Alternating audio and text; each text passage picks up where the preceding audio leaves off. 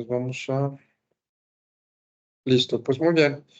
Pues muchas gracias, muy buenas noches por estar con nosotros en esta tertulia muy interesante sobre los discursos de odio. Tenemos el honor, el gusto de que sea nuestra moderadora, la doctora Silvia Nacut, Argentina. Muchísimas gracias, doctora, por apoyarnos y por aceptar llevar la moderación de esta tertulia. Previo a cederle ya el uso de la voz, quiero comentarles que les hice llegar el libro del verdadero creyente de Eric Hofer, que nos había recomendado el profesor San Martín de la Universidad de Alicante.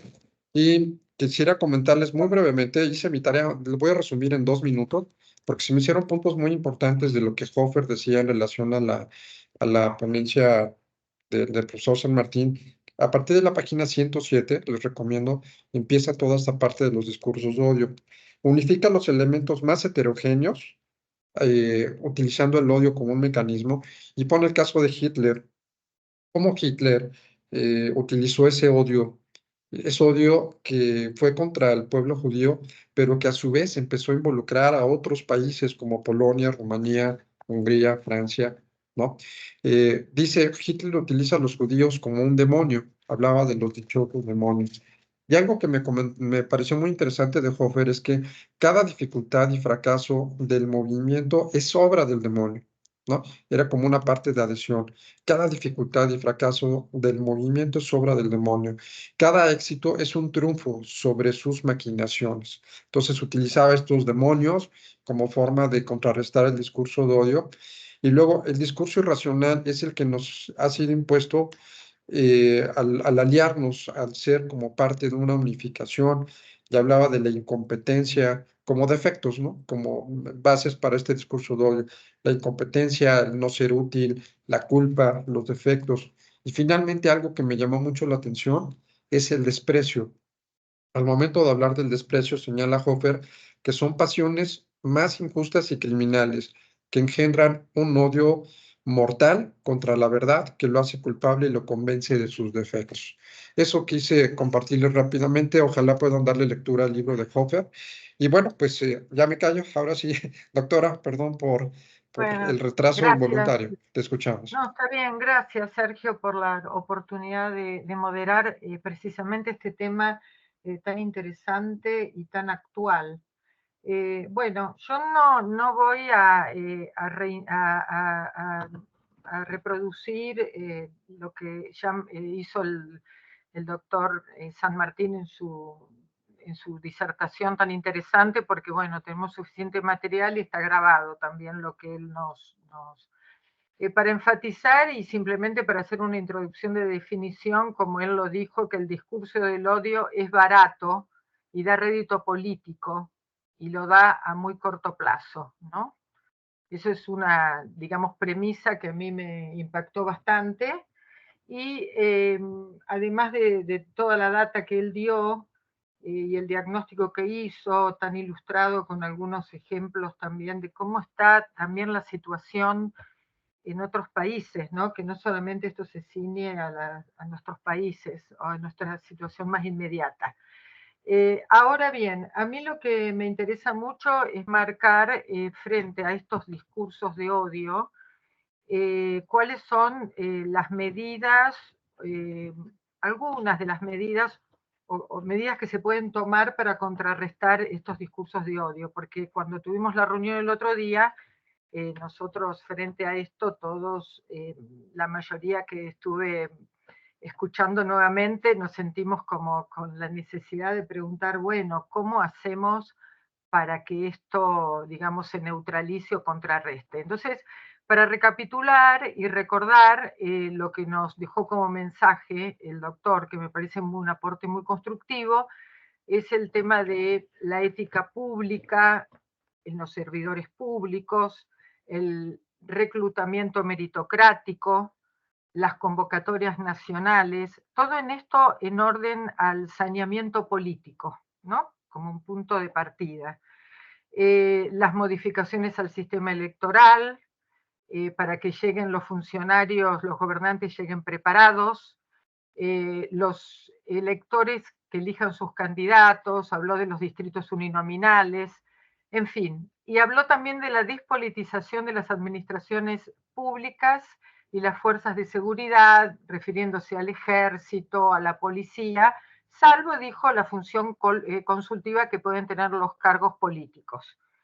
Ahora, en términos generales, él habló de leyes también. Después agregó y dijo, es muy importante la ley, porque, bueno, no olvidemos la ley, no olvidemos a Kelsen como la ley como un sistema de ordenamiento de la convivencia democrática, lo cual me parece fundamental sostener, y que esto para el saneamiento político con leyes enderezadas a evitar el empoderamiento, el empoderamiento de los gobiernos a largo plazo, su continuidad, y también las garantías necesarias para el cumplimiento de todo esto para que sea eficaz. Ahora, y concretamente también leyes que castiguen estas emanaciones de odio. Ahora bien, por ejemplo, en la República Argentina hay proyectos de ley relacionados con castigo, sancionar estas expresiones de odio. No sé si en México existe este tipo de legislación, porque el doctor San Martín, cuando arrancó la charla, dijo que había una laguna y nos precisó, nos acercó una definición que da las Naciones Unidas, que está ahí en la grabación. Ahora bien, o sea, esa puede ser una inquietud que ya anticipo, pero quiero también terminar con algo, no terminar, y después comento también algunas cosas que pueden ser como disparadores para que comencemos a conversar. Por último, él dijo que todas estas medidas que yo he recapitulado brevemente tienen que estar instrumentadas porque por quién tiene la capacidad de ponerlas en acción, que es el gobierno. Esto me pareció interesante porque también venía como respuesta a temas, a cuestiones que nosotros con mucho sentido patriótico y vocación ciudadana pretendemos o queremos modificar, y lo podemos hacer muy bien desde nuestros roles, pero él se refirió que estas respuestas vienen desde el gobierno, y que si el gobierno no lo hace la ciudadanía, ahí sí debe ejercer esa presión desde abajo hacia arriba para que esto suceda. Bien, ahora yo estuve pensando también, como yo tengo un ejemplo muy cercano, tenemos acá, Emma acaba de mencionar, y con Alejandro, que somos argentinos, que estamos con un gobierno ahora de características muy identificadas con un conservadurismo de ultraderecha, y que su discurso tiene estos rasgos que ha mencionado algunos el doctor San Martino. A mí me dio un cierto desahogo porque a veces la mirada exterior, uno está dentro de su país y no puede, me gustó la mirada exterior que él dijo que también lo que dio lugar a que se haya producido este triunfo en las elecciones de Milei se debía al tema de una petrificación y una especie de algo así, ¿no? Como que estaba muerto o estancada la política en nuestro país, y que la gente lo que quería era una regeneración de la política, y había un hastío, etcétera. Bueno, yo ahora lo que quiero comentar es que estuve pensando, digo, ¿qué sucede en una sociedad para que por ahí identifique algunas cuestiones que nosotros venimos hablando que me parece que son críticas y que puede ser, digo yo, que puedan crear el contexto para el surgimiento de este tipo de liderazgos que son autoritarios y fascistas, bastante, ¿no? Entonces pensé primero en lo económico, que venimos hablando de esto aquí por la falta de oportunidades y de proyección social que tienen los ciudadanos, los jóvenes también, el tema de seguridad, inseguridad ciudadana, violencias, corrupción, que fue un tema que habló mucho el doctor, por eso lo del saneamiento de la política. En materia de comunicación, quizás la falla de los gobiernos para transmitir cultura democrática y valores, que es lo que venimos hablando mucho, para una debida formación cívica y democrática de los ciudadanos, frente al alcance de los medios digitales de una dimensión y alcance cada vez mayor. Entonces, una de las inquietudes podría ser cómo ustedes piensan que tendrían que ser las políticas públicas para la vigencia y fortalecimiento democrático, sobre todo en estos sectores que yo acabo de mencionar, que me parece que son condicionantes para el surgimiento de este tipo de liderazgos. Otro tema, el segundo y el último creo que voy a poner porque no hay tanto tiempo, es el tema de la libertad de expresión frente a las expresiones de odio. Me parece que quedó claro y lo expresó muy bien el doctor San Martín, lo que produce, el efecto que produce también en la sociedad, tanto en los opositores, en los propios opositores, como en sus propios seguidores, los discursos de odio. Y era como, esto es como una cosa porque a mí digamos, como a nivel personal, como me digo, ¿cómo nosotros relacionar esto con la libertad de expresión y de opinión? ¿Cómo nos paramos, cómo nos posicionamos si yo soy cancelado, agredido o soy amenazado, tanto en las redes o en los ámbitos sociales, políticos, en los cuales frecuentamos? O sea, ¿cómo respondo? ¿Cómo reacciono frente a esto? A estas emanaciones, digamos, de odio o de descalificaciones. Y también en el ejercicio de un cargo, ¿no? Porque acá también ustedes somos muchos, hemos ejercido o ejercen cargos. Nada más. Y no voy a dejar de mencionar algo que yo puse como en un principio, que es muy importante, me parece, tener claro cuál es la visión o lo que yo quiero de la sociedad en la que vivo. Porque me parece que también en base a eso, nosotros también emitimos el voto y elegimos a uno u a otro candidato. Bueno, nada más. Abro un poco para que ustedes opinen lo que consideren con respecto a estas cuestiones.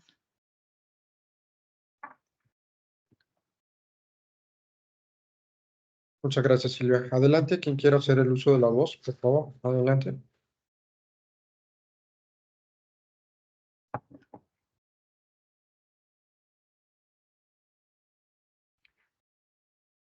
Alguna cosa que se les ocurra libremente y recordando también lo que ha dicho el doctor San Martín, no simplemente lo que a mí me ha despertado todas estas inquietudes, pero a lo mejor ustedes tienen otras y también las quieren manifestar.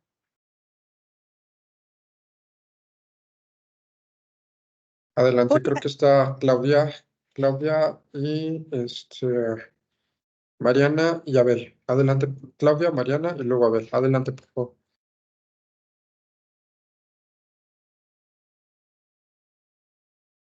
Claudia, te escuchamos si estás por ahí. Bueno, creo que no hay buena conexión. Mariana, ¿ibas a comentar algo? Sí, yo quería comentar en relación a los discursos de odio.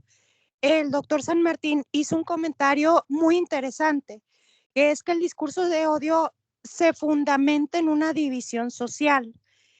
Y en ese momento, cuando se lanza por medio de la política, porque pues empieza desde la campaña, ¿no? El discurso de odio.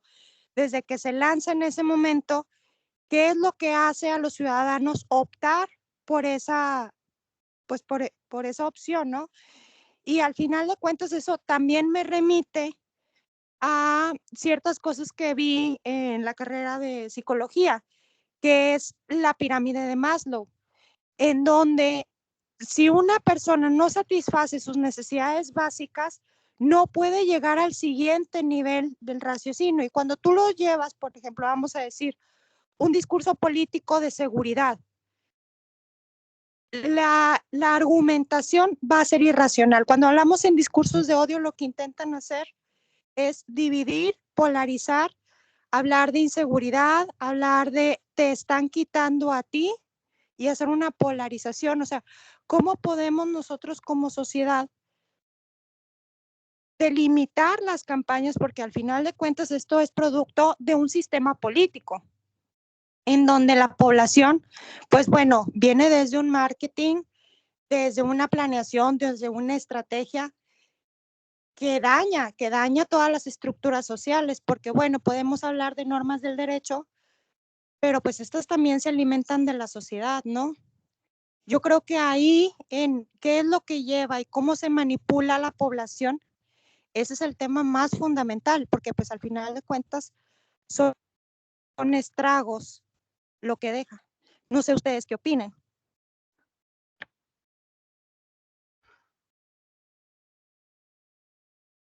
¿Me escuchan?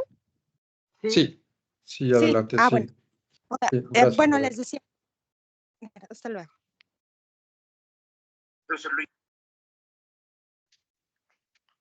Bien, seguimos en la mesa de debate. Estaba Abel y luego Emma Silva.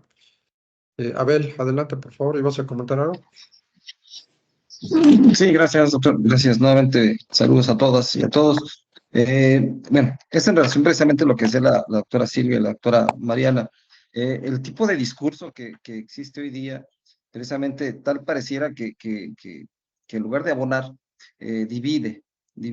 Y esto yo lo veo ya relacionado precisamente con este perfil de ética del servidor público. Hoy día se habla ¿tienes voluntad? Tienes voluntad. En política puedes hacer muchas cosas mientras tengas voluntad y tengas ese perfil de ética. Y decir que tienes ética, precisamente para no discursar de manera negativa, es precisamente que tengas un perfil para la propuesta que vas a hacer. Es decir, si tú vas a hacer y diseñar políticas públicas en materia de seguridad pública, pues tienes que ser un experto en materia de seguridad pública. Pero desafortunadamente a veces los expertos en materia de seguridad pública no son también los expertos en el diseño de política pública. Entonces, es ahí donde se debe de unir precisamente tanto el experto en la materia como el experto en la construcción de política pública, del diseño, del seguimiento y de la evaluación de esas políticas públicas. Adicional a esto, yo les voy a compartir algo que les comparto, les digo a algunos alumnos, precisamente que cuando se habla de ética del servidor público en relación a la construcción de política pública, que nunca dejemos de pensar, ¿sí? Que nunca se sustraigan de esa esfera de lo que somos parte, de esa parte de la sociedad, que nunca dejemos de pensar como un integrante más de la sociedad, porque desde el momento en que pensemos fuera como otra esfera burocrática diferente, ¿sí? Muy elevada, y digo así peyorativamente, ¿sí? Diferente al resto, conjunto de la sociedad, desde ese momento ya hacemos mal nuestras cosas, hacemos mal. Y yo creo que desde ese momento ya estamos planteando mal una política pública y ya estamos haciendo incluso ese discurso de odio, porque ya me estoy viendo diferente, ¿sí? Yo como un funcionario, como un servidor público, me veo diferente al resto de los demás. Entonces yo creo que base de esto es precisamente el tema de la ética del servidor público, que con todo eso se va cuidando mucho el tema de la dignidad humana. Muchas gracias, Abel. Está la doctora Emma Silva. Adelante, Emma. em, muchas cosas y muchos disparadores en torno a lo que van diciendo. Y yo vuelvo a lo que decía yo que tenía que ver con esta línea de investigación. Un poco decía Mariana, creo que fue la chica que habló antes, me vuelven a mi tesis de licenciatura cuando era joven y estaba llena de ilusiones y creían más en las cosas, eh, y explicar de alguna manera que la ciencia política sobre todo nos permitía explicar algunas cosas. Eh, Silvia planteaba lo de la participación ciudadana y en torno al tema de la democracia, el tema de la participación ciudadana es central. Y mencionaba Silvia también este tema de la democracia, eh, que va más allá del voto. Creo que ninguno de nosotros cuando dice la palabra democracia entiende por esto el mero hecho de votar a quien nos representa, ¿no? Esta democracia, no me acuerdo del autor, que habla de democracia, democracias no representativas, sino de dejamos este mandato y ahí lo dejamos hasta que cumpla el mandato, no podemos sacarlos o no podemos, está ahí, ¿no? Se habla de la ciencia política, de la democracia delegativa. Entonces, cuando decimos democracia, cuando hablamos de participación ciudadana, estamos queriendo decir algo más que la mera democracia formal. Y cómo vincularlos con nuestros temas de derechos humanos, que es un poco el objetivo bueno, del instituto, tienen todo que ver, porque no es posible una democracia sin derechos humanos. La democracia es la base de los derechos humanos. Mariana también hablaba de que los discursos de odio son irracionales, ¿no? Yo decía que cuando era joven y ilusionada, yo hice mi tesis sobre campañas políticas y, por allá por los 90, de licenciatura de comunicación, campañas políticas y la teoría de la elección racional, como si realmente uno cuando vota hace esa decisión y elección racional de aquel que nos va a representar. Y digo ilusa porque no es así, la gente no vota con con la razón, no piensa el voto, no piensa la campaña, no analiza el discurso. Es decir, la mayoría de la población no está leyendo entre líneas lo que le están diciendo. Algo muy, muy común durante las últimas elecciones acá era: yo lo voto, no quiero que haga lo que dice que va a hacer, pero total no lo va a hacer. Y es muy loco es pensar, fue lo más irracional que hay. Entonces, son muchas las cuestiones y disparadores y que se me ocurre que tienen que ver con esto, ¿no? Silvia planteaba el tema de políticas públicas. Es que es muy difícil hablar de políticas públicas sin delimitar o definir un modelo del país. Decías también, Silvia, bueno, pero ¿qué sociedad queremos? ¿Qué modelo de país queremos? ¿Qué régimen político? ¿Qué estamos entendiendo cuando decimos democracia? Porque uno va a estar a favor de estas políticas públicas que amplían derechos y nos dan derechos, y otros van a estar a favor de recortar, ¿no? Famosa motosierra entre nosotros, recortar estas políticas públicas y los derechos. Y bueno, el tema, la otra línea que planteabas, ¿no? De libertad de expresión y discursos de odio. Yo creo que, sobre todo los medios hegemónicos, se han convertido ya en nuestro país, no dan noticias. Se supone que la función del comunicador social es darnos las noticias de los hechos, y nuestros noticieros son todo el tiempo opiniones de las opiniones, el que dijo, el que le contestó al que le había dicho antes. No hay hechos en nuestras... un día hay que apagar las noticias porque es enfermante realmente. Es todo el tiempo una discusión constante de dimes y diretes. No hay una argumentación ni un debate que tenga algún tipo de lógica. Entonces, son todos argumentos que desde la argumentación eso se llama argumentos ad personam, argumentos a veces hasta ridículos, y los argumentos de odio. Yo creo que acá en todos estos temas salen como 20 líneas de investigación diferentes que habría que irlas precisando. Bueno, para meter ruido un poco en esto. Gracias. Muchas gracias, maestra Emma. Silvia, no sé si quieras aportar algo de lo que ya se comentó.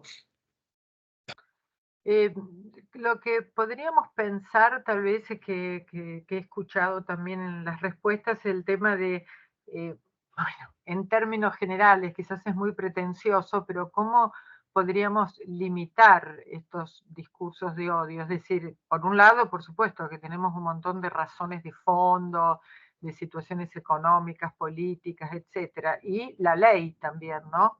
Es decir, normativa para restringir estos discursos de odio. No sé, podría ser esta una pregunta: ¿cómo podemos limitar?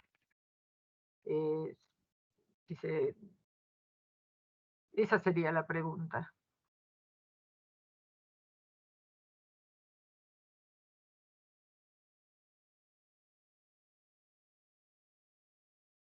¿Alguna participación? Alejandro, adelante, por favor. Sí. Bueno, tomando algunas cuestiones que fueron hablando, y sobre todo con la locución de San Martín y ahora de Silvia y de los compañeros, compañeras. Yo creo que hay unas cuestiones que tienen que ver con la democracia, que bien lo tomaron tanto Silvia como Emma, como lo habló también San Martín en su momento, que son fundamentales para pensar alrededor de lo que implica el discurso del odio. Cómo se fragilizan los contornos desde la calidad y contenido de la democracia, de la propia democracia, a partir de la proliferación de esos discursos del odio. Tenemos fragmentaciones múltiples dentro de las sociedades en las que vivimos. Tenemos fragmentación social urbana, polarización política, con lo cual, lógicamente, ya la división de por sí está, pero si le agregás el discurso del odio a la división, creo que se potencian y se multiplican. Y esa potenciación hace falta, como bien dice Silvia, ponerle límite. Ahora, Silvia tocaba el tema de la libertad de expresión. Y yo creo que la libertad de expresión va de la mano del respeto a la palabra, va de la mano de valorizar la palabra. Creo que está dentro de, y aparte no lo digo yo, lo dijo la Corte de Estados Unidos en su momento con el caso Sullivan, New York Times contra Sullivan, que si hay un peso de derechos más pesado, propiamente dicho, dentro de los pesos mismos de los derechos, la libertad de expresión es el derecho que más pesa. Es el nervio central de todas las constituciones. Y se ve absolutamente pisoteado por el discurso del odio. O sea, no solo se cercena la libertad de expresión, sino que si la expresión es la falta de respeto, y quiero poner la palabra respeto en el centro de la escena también, o por lo menos en el centro de este discurso, me parece que faltar el respeto del discurso del odio con xenofobia, racismo, insultos desde lo público. Emma traía a Trump, que inauguró una etapa política, pero bueno, en Europa cada vez proliferan más estos discursos, más allá que, bien lo dijo el profesor San Martín cuando nos traía el autor que vos trajiste resumido ahora, Sergio, que nos trae a Hitler como ejemplo.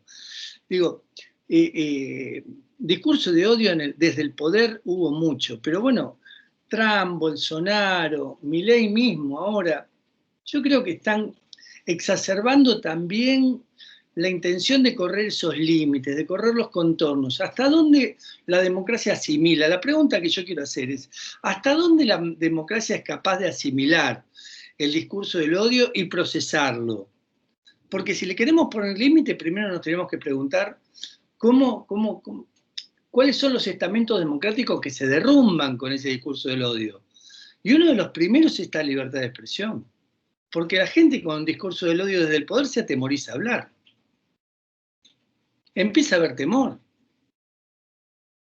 Con el señalamiento que hay hacia los periodistas, hacia los empresarios, hacia la sociedad en su conjunto, hacia la voz opositora, con el cercenamiento que hay hacia las protestas, cuando desde el discurso del odio también se estigmatiza a los que protestan. Digo, están tocando todos los pilares básicos que estructuran los derechos humanos. Entonces, si queremos poner límite o apostamos a un cambio cultural para que no surjan, bueno, no emerjan desde la misma política ese discurso del odio para que la democracia sea más democrática, creo que hace falta operar sobre la cultura por un lado, pero también creo que hace falta operar sobre la cultura política sobre el otro. Y en esa operación sobre la cultura política, ¿hasta dónde se puede legislar para poder impedir que el discurso del odio prolifere? Y si legislando alcanza, porque la política es fáctica, y por más que haya límites al discurso del odio desde lo legislativo, cuando el poder político ejerce ese mensaje fuerza, yo creo que alcanza y sobra. Bueno, a Donald Trump le impidieron estar en Twitter. Digo, que una empresa global supranacional pueda tener más poder, que el presidente de los Estados Unidos, y ponerle un límite, habla bien también del sistema global. Pero a eso tenemos que apelar para sostener o para poder contener semejante exabrupto desde el poder que fragiliza los contornos de la calidad y contenido de la democracia. Lo digo para problematizar. Excelentes reflexiones, Alejandro, muchas gracias. De hecho, les mandé por ahí un documento, buena parte del libro de Eric, el que nos recomendó el maestro. Está un libro, un estudio muy interesante de la Universidad Nacional Autónoma de México, y saca aquí precisamente un poco lo que comentaba Alejandro en relación a qué hacer a quien propaga los discursos de odio. ¿Qué es lo que tenemos que hacer? ¿Cuál es o sea, cuál va a ser el procedimiento a quien propaga estos discursos de odio? Cuando en los derechos humanos se privilegia la libertad de expresión. Entonces, algunos hablan de pluralismo, hablan de la diversidad, hablan de los acuerdos, de la construcción de paz, todo esto, en una pluralidad, sobre todo hablando de una democracia. Pero ojo, a lo mejor lo que valdría la pena poner hincapié en este foro es que la libertad de expresión no es absoluta.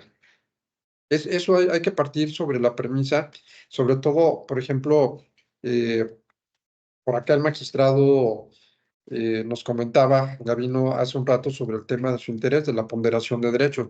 Yo aquí pondría también en tela de discusión. Sí, sí tengo la libertad de expresión. En la Constitución mexicana se garantiza la libertad de expresión, pero ojo, hay límites. Mientras no afecte a terceros, y ahí es donde ya podríamos hablar inclusive de un daño moral.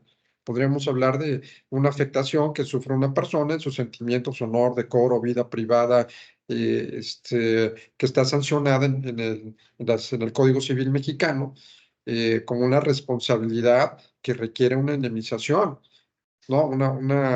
Una restitución de un daño cuando se excede de la libertad de expresión para entrar ya a un daño moral, sobre todo cuando se habla mal de una persona, cuando se agrede a una persona, cuando se denosta a estas personas. Pero ojo, el discurso de odio sí vende. Si habla uno mal de alguien, es noticia. Si habla uno de cosas buenas, no es tan la noticia para efectos externos, ¿no? Me imagino de esa prensa amarillista. Pero, no sé, magistrado, si andas por aquí, si quieres compartirnos algo sobre esta idea de la ponderación de derechos, no es absoluta la libertad de expresión. Y a lo mejor ahí es donde tenemos que ponerle el freno.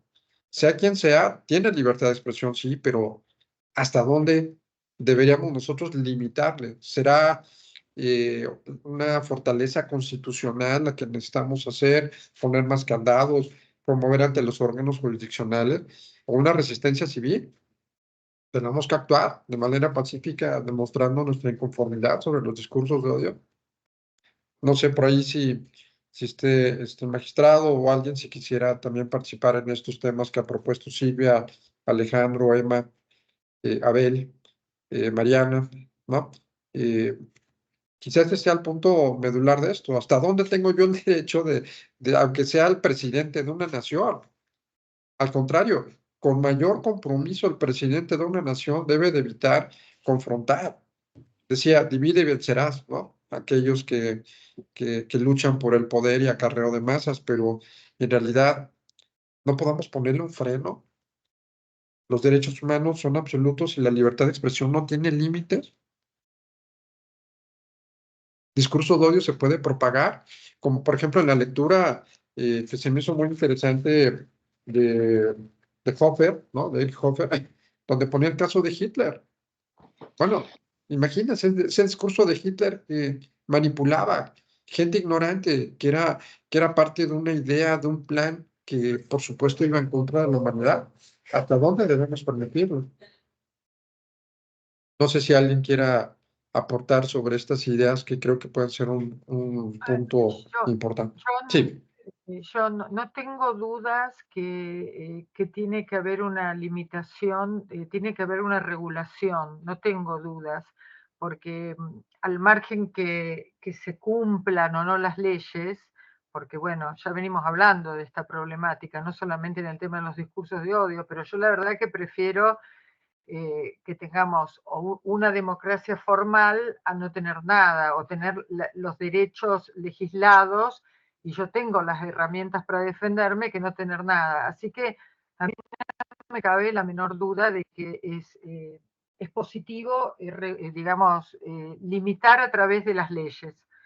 Eso me parece importante. Después lo que vos haces referencia ahora, me parece que a las defensas jurisdiccionales que tenemos, me parece que hay una limitación, porque yo puedo emitir una opinión o puedo expresarme libremente, pero tengo que hacerlo con cierta responsabilidad, hay una consecuencia. Tengo límites, no hay duda. Estoy segura que en el ordenamiento jurídico tengo un montón de normas de las cuales fundamentarme, agarrarme para hacer algún tipo de acción.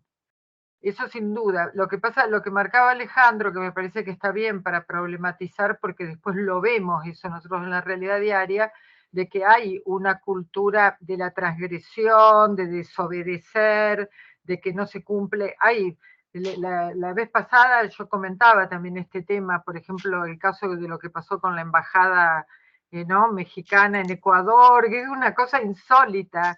Y pasa en todos lados, como que se están cometiendo unas transgresiones a las normas tremendas, pero no por eso vamos a decir, ay, no legislamos más. No, me parece que tener, más que nunca tenemos que tener normas.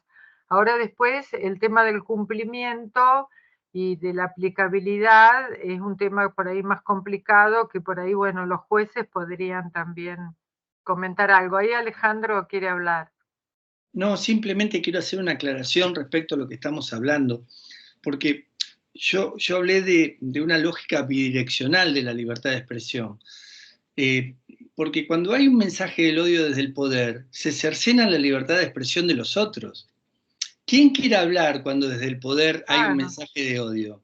Entonces, digo, para que no lo pensemos solamente que la libertad de expresión es una garantía para que expresa el mensaje de odio, sino que el mensaje del odio corroe todo el sistema de la libertad de expresión también. Nada más, era solo para que tengamos en cuenta la dimensión bidireccional del mensaje de odio respecto a la libertad de expresión.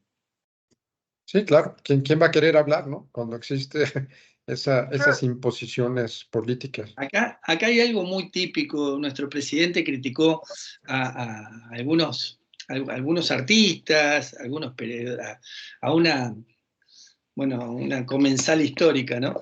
Que tenemos, que hace un programa de televisión desde hace muchos años. O sea, a políticos que son aliados es interesante la figura de Milei para poder hablar del mensaje del odio, porque aparte tiene exabruptos muy fuertes, medios mesiánicos, es interesante para tenerlo en cuenta dentro de los ejemplos que puede haber.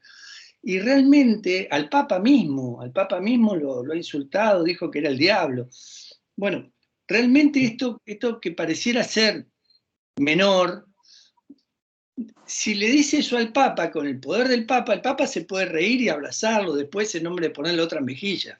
Pero si se lo dice a un artista, ese artista pasa a tener un temor, pasa a tener es desde el poder político real que le está diciendo esto, se lo dice el presidente de la nación. Entonces, ¿qué libertad de expresión le queda a esa persona después de eso? Sí, claro. De hecho, es el caso de México también. El presidente mexicano trae pleito casado con Loret de Mola, un periodista mexicano que ya hasta nos divierte. Yo creo que hay un payaso político, no sé si lo conocen en la Argentina, Aboroso, el payaso tenebroso, y es una sátira, ¿no? Una sátira, pero ya nos reímos. O sea, verdaderamente nos reímos de todas las tonterías que hacen los políticos.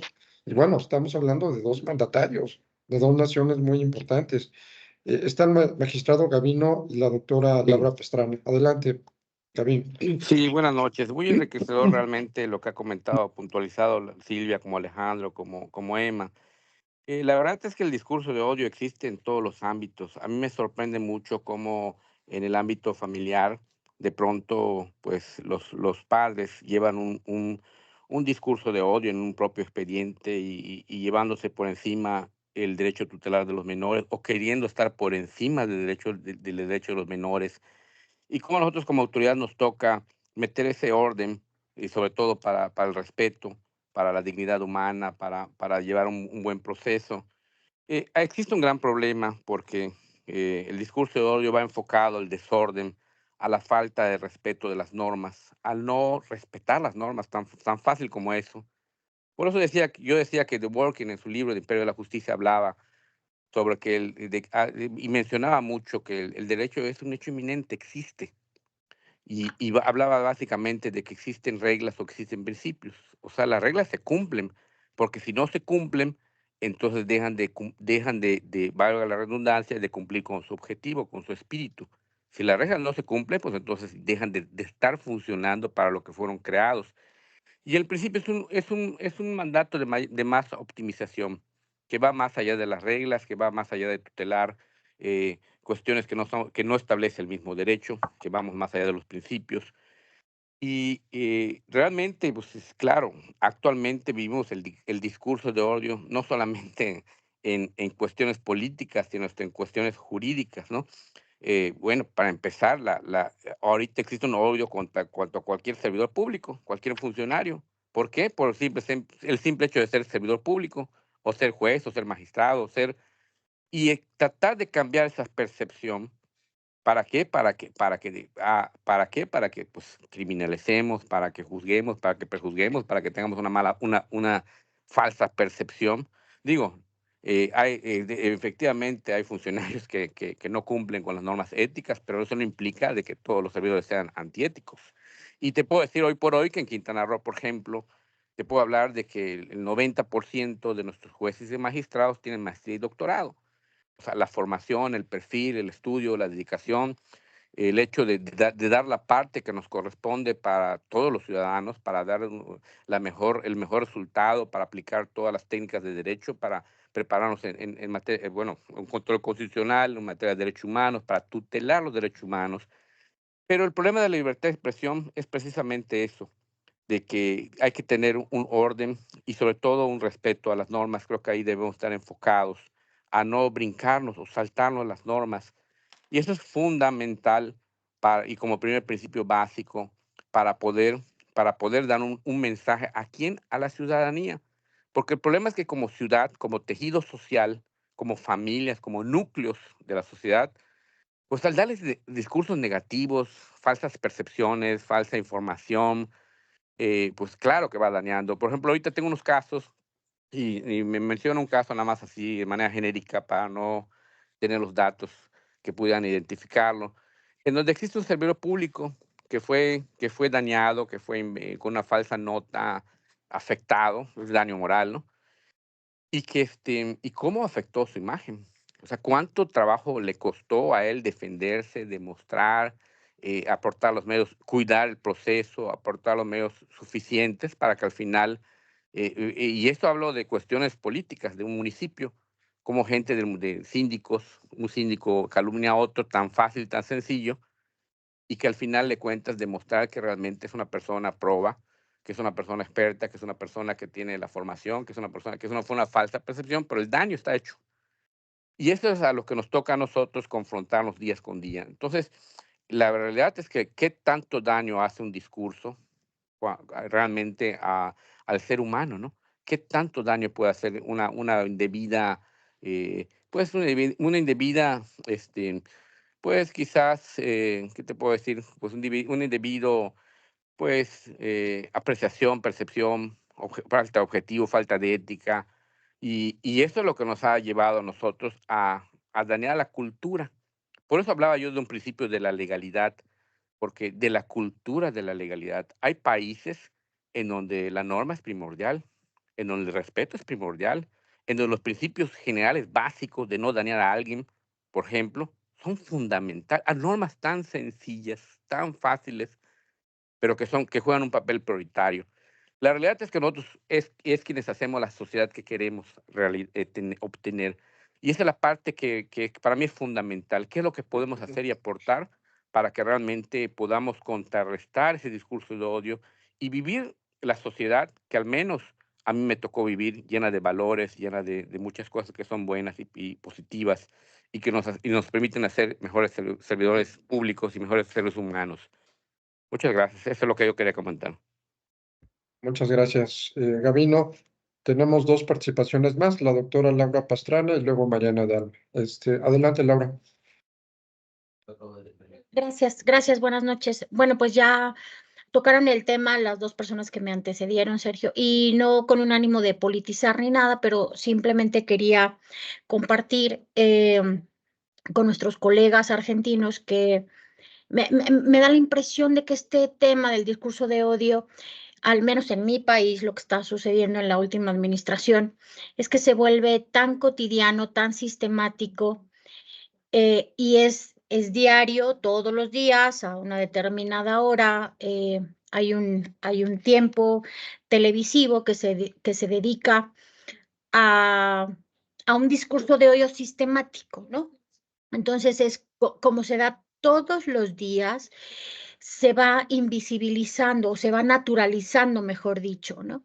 No hace mucho acabo de reunirme con una familiar mía que incluso es Premio Nacional de Periodismo y comentábamos este tema, o sea, cómo es que estos discursos van naturalizándose tanto en la población que incluso hay quienes defienden, y si hoy por hoy, como lo decía el doctor Arellano, la agresión se vuelve en contra de un periodista, es que el periodista tiene la culpa, y si mañana es contra el Poder Judicial, es que el Poder Judicial tiene la culpa, y si mañana es contra una periodista norteamericana, entonces la culpa es de la periodista norteamericana.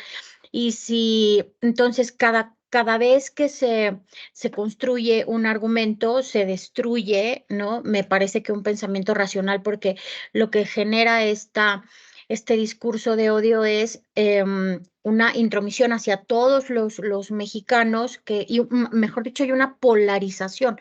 Hoy por hoy, o estás completamente de acuerdo con la persona que gobierna México, o estás completamente en desacuerdo. Esto es como los partidos de fútbol, o le vas a los Pumas o le vas a la América.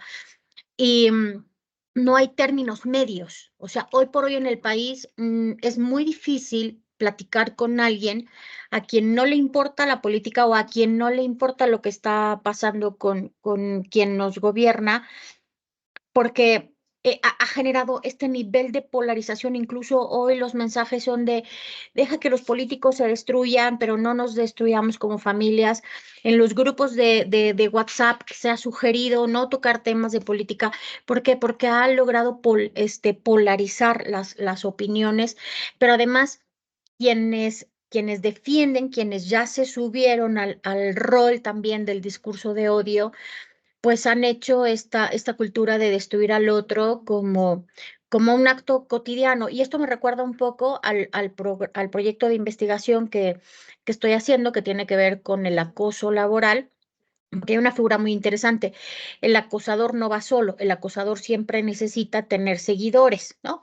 Y dicen por ahí algunos autores que los seguidores son personas mediocres, personas que les cuesta trabajo razonar, y etcétera.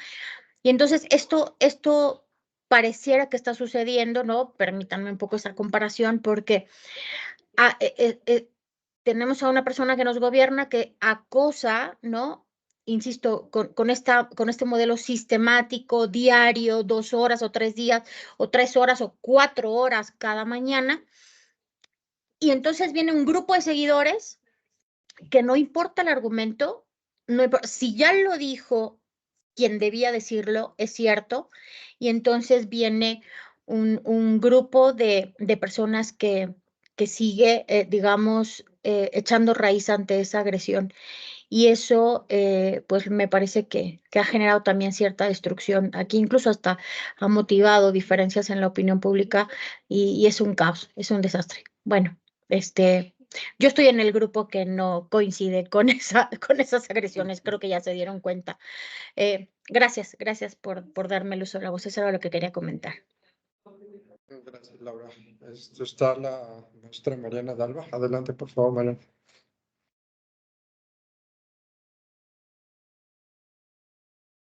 Si quieres conectar tu micrófono, por favor. Ya, perdón. Fue un gusto escucharlos a todos. Este tema es un tema bastante complejo. Yo creo que el discurso de odio tiene diferentes vías, ¿no? Y que se tiene que atacar desde diferentes maneras. porque una no es suficiente, o sea, lo vemos una permeada en la población, o sea, a nivel social, entonces tendríamos que hablar de reforzar las instituciones sociales, o sea, la familia, la escuela, la religión, el gobierno, poner límites a los sistemas de comunicación, o sea, que realmente los medios de comunicación se pongan a informar y no a proporcionar ideas o percepciones políticas, que se fortalezca el sistema jurídico. ¿Para qué? Para que existan las vías para defenderse, ¿sí?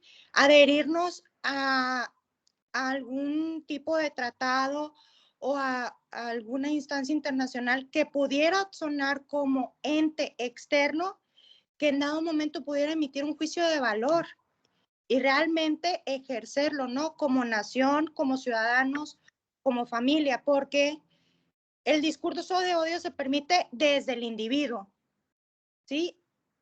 Y va subiendo hasta el servidor público, hasta el gobierno, hasta, pues puede causar todo un sinfín de daños, como se hablaba en la ponencia anterior sobre el caso de Hitler, ¿no? Pero si la sociedad no lo permite, si todos ejercemos, pues ahí se va a topar con una limitante real, ¿no? Eso es lo que yo quisiera aportar. Gracias, Mariana. Y tenemos al doctor Marco Antonio López. Adelante, Marco Antonio. Sí, muchas gracias. Para mí ha sido muy interesante estar escuchando las diferentes disertaciones, tanto de la doctora Silvia Najul, que ha coordinado esta tertulia, como de los diferentes colegas.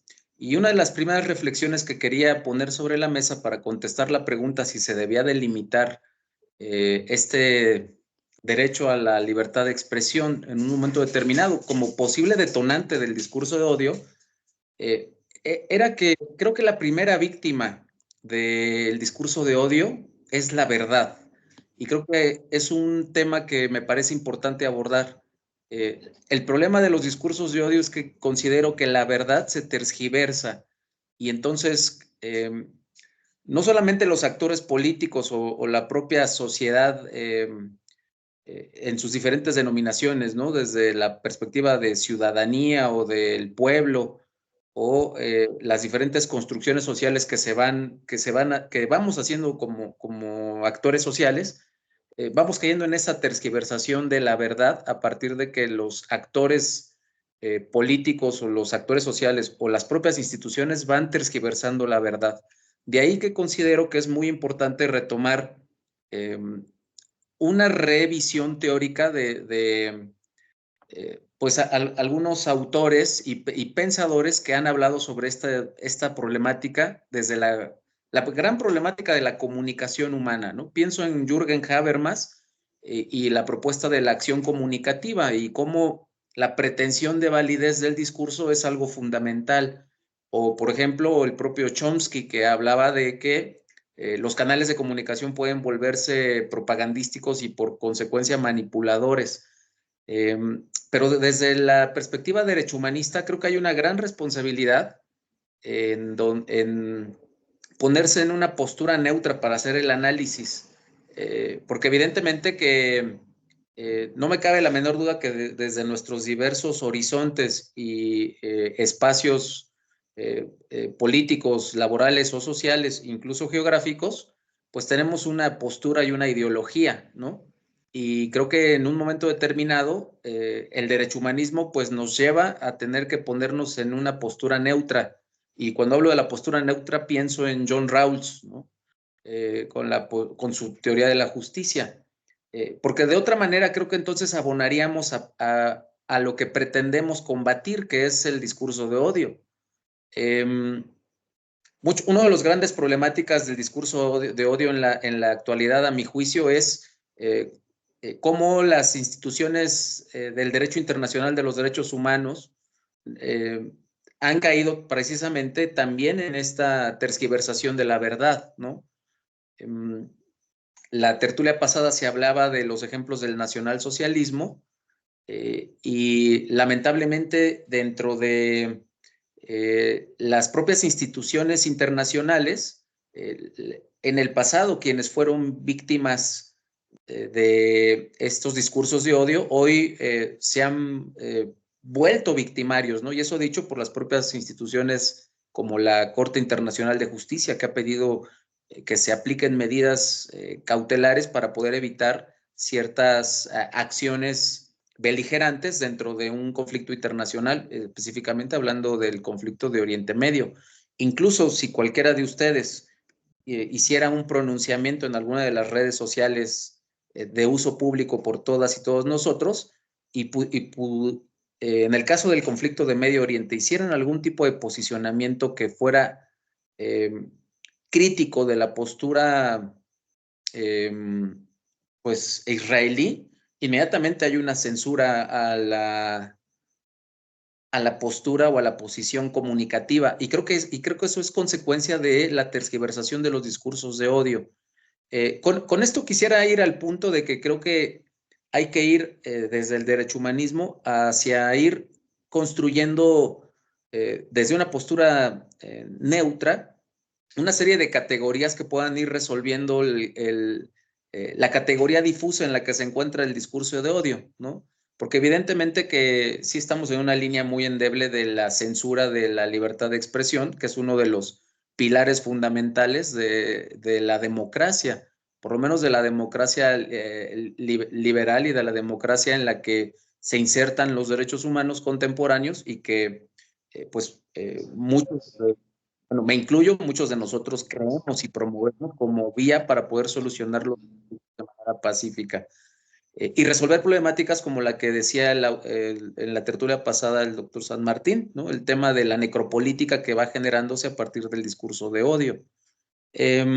Cierro proponiendo y planteando el hecho de que sean a partir de las instituciones democráticas, las instituciones jurídicas, desde el ámbito democrático y desde los espacios judiciales, pues creo que los jueces tienen ahí una gran participación, y desde el lado de la ciudadanía, creo que hay una necesidad importante de involucrarse en estos temas para que el discurso pues, no sea la constante y que tampoco se manipule a partir de ahí a la sociedad.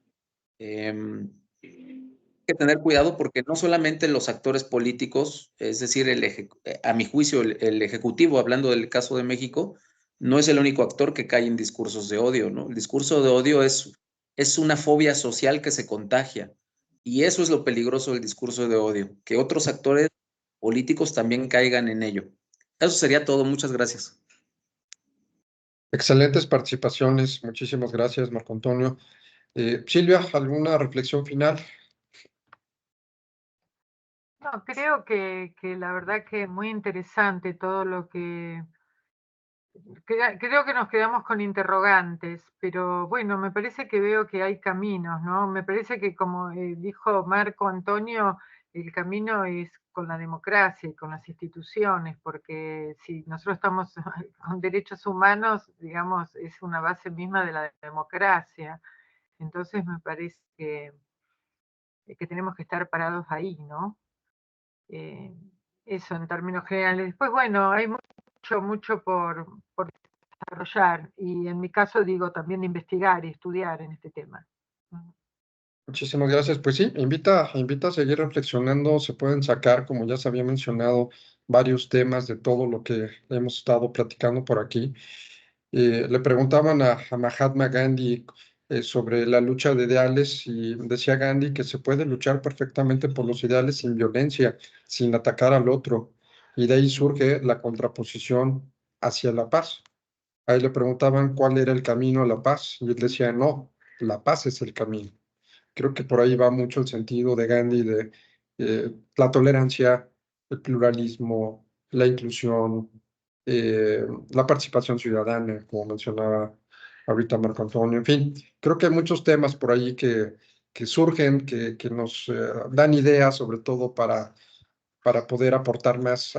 Como ustedes se dieron cuenta, un grupo muy selecto de gente con diferentes perfiles que va a ayudar mucho y abonar mucho a esta generación. No había visto a Francisco Reyes. Francisco, no te mencioné hace un rato. Nada más brevemente antes de cerrar, si quisieras presentarte, por favor. Sí, sí, doctor. ¿Que me menciono mi nombre o qué es lo Sí, que? sí, nada más. ¿En qué área, qué has académicamente, qué has hecho y cuál es el área que te interesaría disertar al final del programa? Pues realmente soy un estudioso de los derechos humanos. Estoy escuchando a todos los que participan, ¿verdad? Y me gustaría, sobre el discurso del odio, es interesante. Voy a trabajar sobre ese punto. Excelente. Muy bien. Muchas gracias. No sé si omití a alguien más, espero que no. Pues estamos integrados ya a la segunda generación. Agradecerles a todos y a todas su confianza. Pues a seguir trabajando por los derechos humanos. Perdón nuevamente por desvelarlos en Argentina. Sé que hacen un esfuerzo por estar con nosotros ya de madrugada casi. Así es que, pues bueno, cerramos esta tertulia. Muchísimas gracias, Silvia, por habernos acompañado como moderadora. Y a todos y a todas, muchísimas gracias por habernos acompañado. Que pasen buenas noches. Gracias, buenas noches Gracias. a todos. Buenas noches.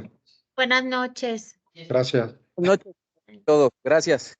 Gracias. Gracias. Hasta luego, buenas noches a todos.